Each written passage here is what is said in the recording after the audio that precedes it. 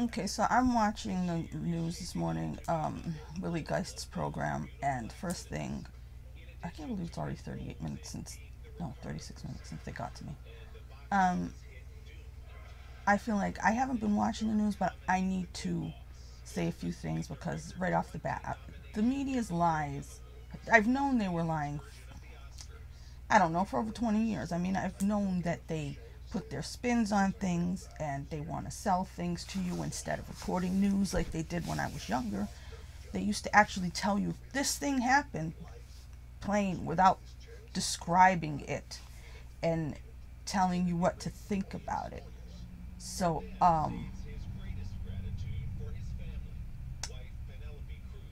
what I have an issue with this morning is they've been lying. And I said I haven't been doing a lot of news updates and stuff because I can't even entertain that bullshit anymore because it's so far gone. That yes, I leave it on in the mornings. Like that's I can't. My whole life I've been waking up to news in the morning, especially Channel 10, NBC. So these are familiar sounds. I need to feel like I'm in the same world. The cadence of the production on the Today Show and the no matter who's on it, it has a certain way of being. My local news, which is WJAR, even though I live in Massachusetts, that's the closest. The Rhode Island news is the closest here. So these are the sounds and this is the tone I've been waking up with and being like, okay, it's a new day, as long as I can remember. So, and if I move somewhere else, then it'd be different. I understand that, but I'd still need the news to wake up and understand. Okay, you're a human, remember. And so, the way they got me this morning, I was like, the level of their bullshit. They have to lie about everything now.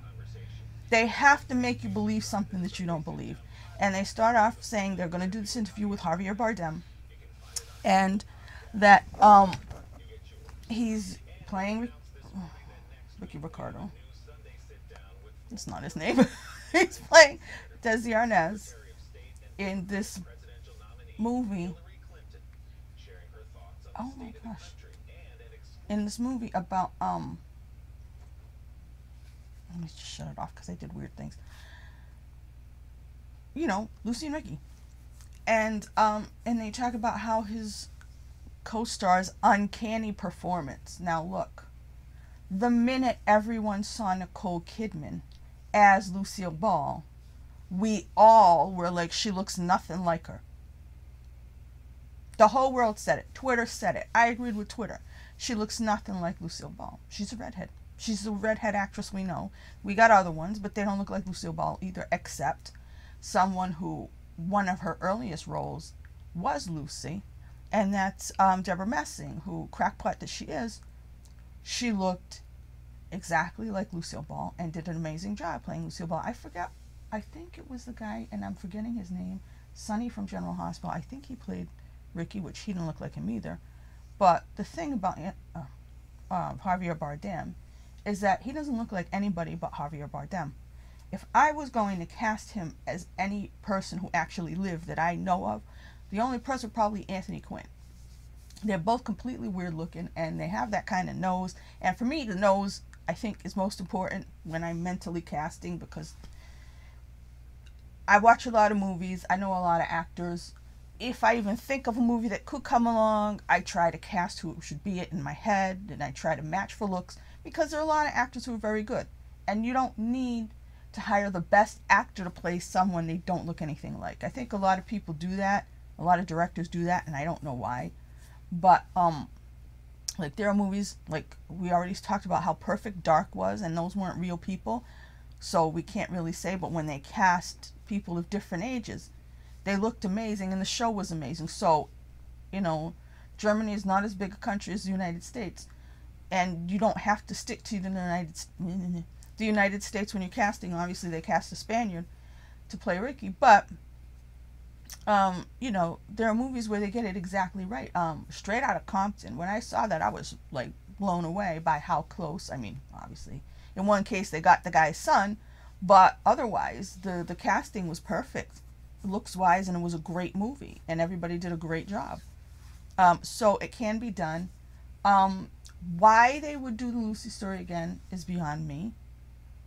But and the only, I mean, for me, again, if I'm casting, and I'm much better at casting than everybody else. I just want everybody to know that. If I was casting, and now everybody's going to say, okay, you're insane. The person I would cast, and I don't know that he would want to do it, but the person I would cast as Desi Arnaz would be Sean Astin. I know why. First off, Sean Astin's an amazing actor. I gave up on the Oscars. I mentally checked out and I said, I'll never believe these people again. On nomination morning, when they did not nominate him for his performance as Samwise Gamgee in The Return of the King, but really in the whole trilogy, he should have at least been nominated, if not won. I think going into that, I think a lot of people thought he was the front runner for a nomination at least, you know, because there are other things at play when you, political reasons and, you know, old people and was a character, you know, dying for why they actually give the award. But for the nomination, I think we all thought he was a gimme. Their excuse was, oh, it was an ensemble piece, whatever. They're full of crap. But, so for that reason, of course, Sean could do the job and he'd excel at it. But there's the other reason, which I'm not going to mention if you don't know. So, like I said, I don't even know if he would want to do it. But if I was making a movie about these people, I would cast Sean Astin. I don't know who I would cast as Lucille Ball. There could be somebody out there who looks more like her, who'd be great. I'd have to look into it. But like I said, Deborah already did it. And she did. If you just cast her again. If you casted somebody that old, because Nicole's that old. And I haven't been paying attention to Nicole that much. I did see her on a couple things. And it's been unfortunate because I think the minute this girl got a crack in her face, she started doing whatever those injections are.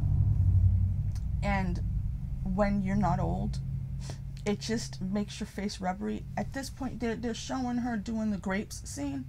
They showed a little clip. And her mouth looks like it's made out of oatmeal.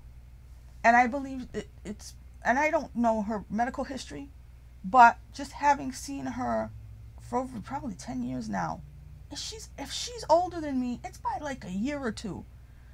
She's been doing something that has made her face look very slick and with no creases for at least a decade. And at this point, I think her face is losing its shape entirely because it doesn't even remember how to stay up, because her mouth just it looks like, I don't know, something very loose and without form. And I don't know why you would do that to yourself. She's obviously very beautiful. I mean, extremely talented. We love Moulin Rouge. I think she's a great actress. Now, I saw half a clip there. Not half a clip. I saw like a smidge. She's not doing the voice either. And I don't know what happened to acting because, all right, obviously I would cast for looks, but then you're supposed to do the acting. My favorite actors are actors who transform themselves, okay? I've said who they are before. I mean, I should really probably, because I haven't done a list. I used to do lists of everything, okay? That's how I was as a kid. I got that from my friends because we all used to have lists of our favorites and stuff. And it was like this thing we did. So, I should probably talk about my favorite actors now, because the last time I made a list was probably 15 years ago, and the way I watch movies or have watched movies in the last decade is completely different. I'm not as well versed in the Oscar type movies because over time, forget pandemic, over time it became, I accepted the idea that I can't watch all the shishi poo poo movies from overseas because I don't live in a place like that and stuff. So I didn't develop the international taste I once had. Like, if you look on my LJ, I said Zhang Ji, I don't even know if I'm saying her name right, was one of my favorites, and Gael Garcia Bernal, which he's been in a lot more stuff that's not foreign.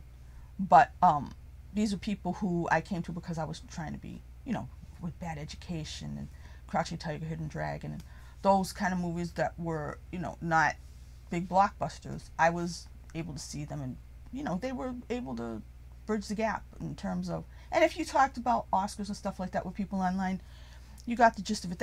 Those were my movie buff days. So say from 2000 to 2010, those were my movie buff days where I was really trying hard. Then after some time and, you know, my own personal life shit, I just gave up and was like, okay, I gotta go to the multiplex, I gotta go to the movie theater at the mall, and what's there is what I'm gonna, you know, I'm not gonna hunt things down anymore because it was stressful. It made me feel bad about my situation. And it's just like, I give up. I will take what they're giving me, and if later on down the line I see these films from France or, you know, Japan or whatever, great. But I'm not going to knock myself out anymore. So I should talk about that sort of thing.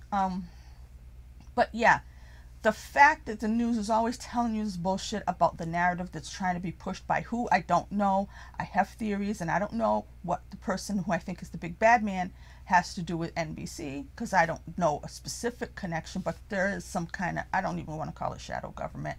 There is something, there are people who work behind the scenes to make the world the way it is, and they have really ruined it. Whether they ruined it on purpose or not, I believe the big bad man ruined it on purpose. I believe he's that kind of person. You know how Joker wanted the world to burn? These are people who, they got scarred early in life or something hurt them. That's why people say, who hurt you? I mean, they get so hurt that they want to watch the world burn. And I believe that's what this man's personality is. But what he has to do with, like I said, I just watch NBC. It's the only channel I get now. You know, because I couldn't afford cable anymore. Just get the antenna. The only one that comes in is WJAR NBC. That's all I get. Otherwise, I'm watching news by way of, I just subscribed to Hulu for 99 cents. So I suppose I could watch CBS now. That is CBS, right? It's hard for me to pay attention for too long. But the other thing about the news is, so this goes into their stuff with the new variant. And somebody said something the other day, and how they talked about how they found the first case and stuff like that. And somebody said, how do they have a test for it already? How do they test for different variants? And so I think they said when you went to find out if you had COVID, and if anybody who was tested positive for COVID, did they give you a specific test to see if you know what I mean? And I'm like, I don't even know how that works. How do they test for different variants? So how do they know that when somebody comes to the hospital and they test them for COVID, how do they know it's this new Omicron? Is there a new test, or is it the old test? And if it's the old test, I don't understand any of it. I have kept myself out of it this long. I congratulate myself on that. I hope it stays that way. Not only did I knock wood, I also knocked down my microphone. But yeah, there was some other news thing I wanted to talk about. It's been such bullshitty nonsense that I can't participate.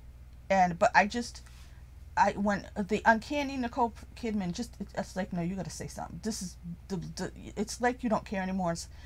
To me, silence sometimes is like can symbolize agreement, and I couldn't be further from that. I just don't want anything to do with these news people anymore and the crap they're selling. There goes the thing again. And they're just, like I said, it's one thing for their narrative, and it doesn't help anybody, and it doesn't push anything, and it doesn't help any pharmaceutical company or anything to lie and say that Nicole Kidman is uncanny as Lucille Ball. I haven't seen the performance. From what, just looking at her, there's no way. There's no reason to lie about that. The thing is, they just can't not lie anymore. And this is what happens with real liars. Even, individual people. They start out lying young, and they keep lying to cover those lies. At some point, they can't tell the truth. It would, make them throw up. You know what I mean? It's just like the truth would be poison to them. So now they have to lie about everything. And it's gone that far. That's how far the news is. Oh, that was the other news story. Chris Cuomo. I said before in here somewhere. back in the day, this could be when I was in, I don't know how long he's been on TV. I don't think it was when I was in high school. It must be when I first came home or something. When he first was on a news reporter. I saw him, I was like, that guy's got the perfect face. You know what I mean? I'd like one like that, please. You know what I mean? I just thought he had the perfect face. Of course, his face has got older. It's more into the family face, but still. So I just, his personality and, you know, whatever, he's not one of my favorite people, but in the very beginning I was like, that guy's got the perfect face. I like that guy. So the shit with his brother, look, his brother let a lot of people die. Chris Cuomo is a news reporter. I mean, if we're talking about people telling the truth in the news, none of them are. None of them are telling the truth. So now he's in trouble for helping his brother in terms of finding out information and shit like that, or asking people stuff. And I understand that he lied on camera saying that he didn't do that. Okay, but if Chris Cuomo goes down in flames because he loves his brother, this is not, to me, that's helping your brother, even though it's wrong from your job standpoint. It's not morally corrupt, and if the brother's bad and the brother's doing wrong, you know, you have to say, where's the real...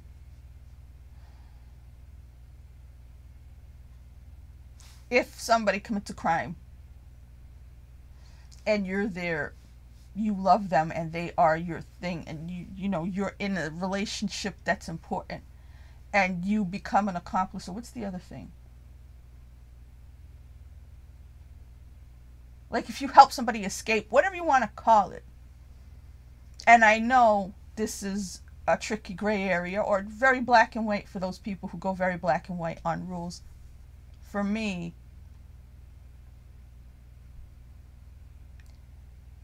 it would be more bad to be disloyal, okay, to someone who's really a part of your life, like a brother, if you love your brother. I mean, my family isn't like that. My family, I grew up, it wasn't family-like. You know what I mean? That's why I think I loved The Godfather. I used to want to be a Corleone, because I'm not even kidding. This is an accident that I'm saying this. There was that sense of family that I just didn't grow up with. It was me and my mom in this house, and she still took her own siblings and stuff like that as like her family. She never really moved on to like, no, it's just me and you, Ma. You know what I mean? So, but these people barely called each other at Christmas because everybody mostly lived in California. And the whole family thing was just like a pain in the ass. You know, it was a pain in the ass to have to deal with these people. And nobody got along and nobody liked each other. And everybody's pretty separate. So so anybody who tries to say family, this is family, that's like, okay, I've been saying for years, these are my relatives. And that's why when the world forces you to depend on family, it forces all of us to do that. It's just messed up because some of us are lone wolves and some of us just are naturally like that. So it's unfortunate that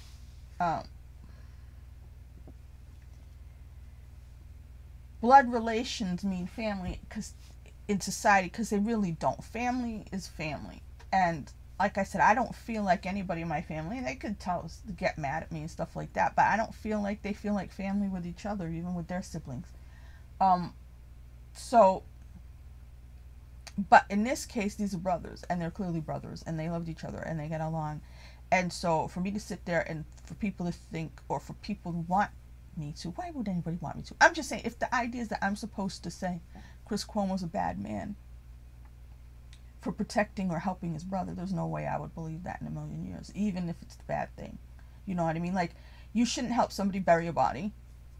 And this is why I don't even want to owe people ever, because once I owe people, I feel like they're going to call me one day and be like, come on, you got to help me bury this body. And I'm going to feel like I have to, because I owe them money, or I owe them a favor. I don't. These are the reasons why I don't like to ask for help or anything. So, the idea that he would not help his brother, he would not do whatever, and it's stuff he did. He didn't help him bury a body. He was just asking people information. When he came and lied, okay, that means he knew there was supposed to be something wrong with it, but I guess it's wrong by the work rules or by rules of reporters and stuff like that, but is it morally wrong? I don't, if, I would not have expected him to not help his brother. Was that too many knots? Anyway, the point is, you get my drift. Am I done with the news now and their lies and their BS? Yeah, he lied, don't lie. But there's no way I wouldn't have expected him to not help his brother. And in that way, when I think of that, in my mind, which my mind may be crazy, because he loves his brother, because they're close, I think that was helping his brother was more right than not. But you shouldn't lie. But still,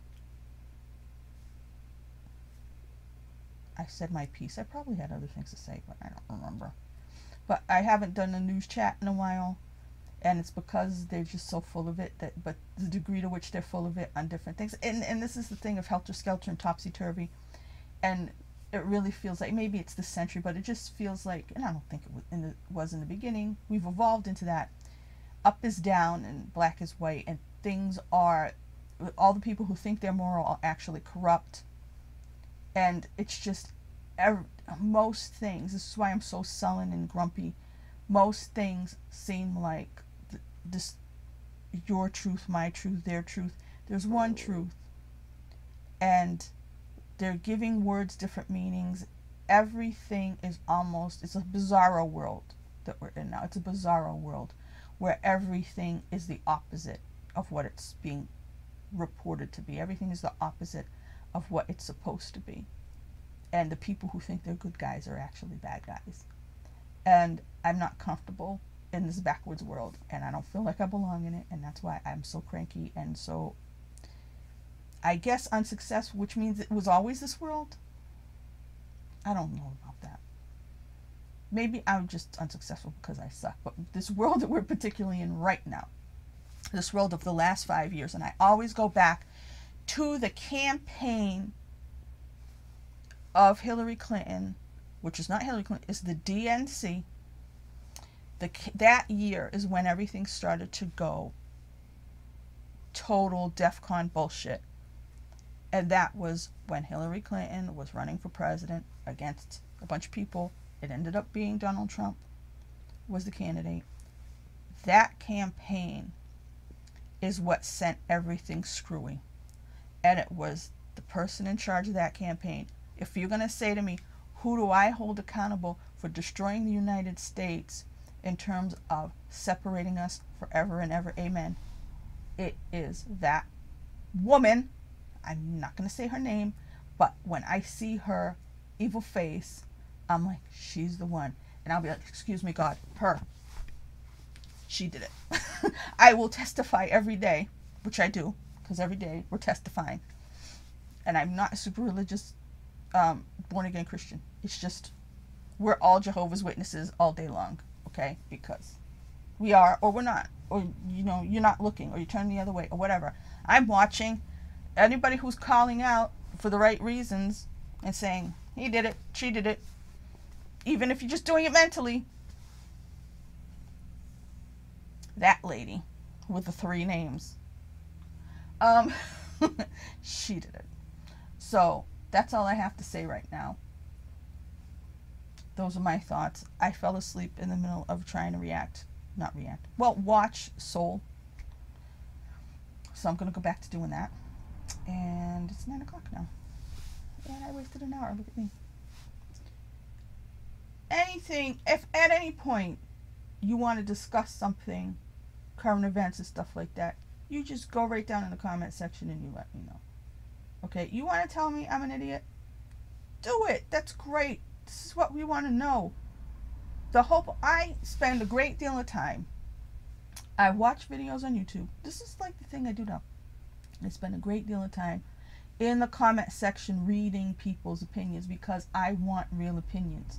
Because I know what's coming through the TV is crapola. And years before, when I used to go onto articles and read the comment sections on articles, but over the years they've taken them away. Or people, sent their minions to bully everybody away, or, you know what I mean? So the comment sections where I used to, like, say you wanted an article is on I don't know, something, a medicine or whatever. The comment section and people's experience was where you would get the real information. Because there's been this narrative, everybody's been doing their own narrative. It's not one narrative.